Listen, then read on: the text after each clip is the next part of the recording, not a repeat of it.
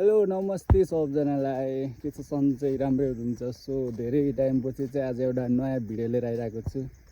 उहाँ चाहिँ हुनुहुन्छ हाम्रो सर हुनुहुन्छ, प्रकाशले चिन्नुहुन्छ। मलाई चाहिँ 1 क्लासदेखि पढाउनु भएको सर हुनुहुन्छ हैन। आज चाहिँ यसो गाउँतिर घुमघाम गर्दै चिसो हावा खान आएको। के छ सर, कस्तो छ हाम्रो गाउँ बस्ती? यसो भनिदिनु पर्यो।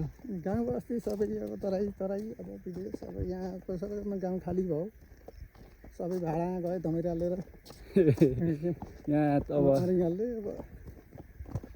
अनि के छ त हजुर, कस्तो लागिरहेको थियो कि उता भन्दा त यति राम्रो आनन्द बस्न यस्तो शीतल स्वर्ग त एउटा कुरा मात्रै डिफिकल्ट छ। बिरामी भइयो भने बोकेर लाने मान्छे पाइँदैन, अरू सब ठिक छ। हामीलाई त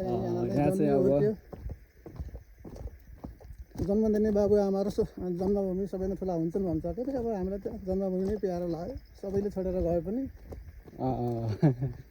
स्वर्ग भयो पनि नर्क पनि हामीलाई एसी चलाउनु परेन,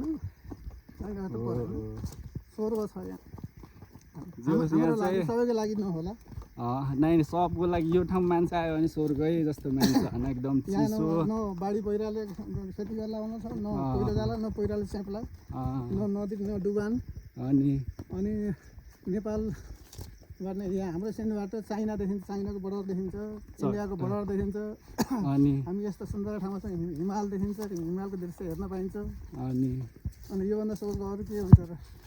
चट्ट यो ठाउँमा सबजना आइदिनु पर्यो। म चाहिँ आज घुम्दै यसो यता थिएँ।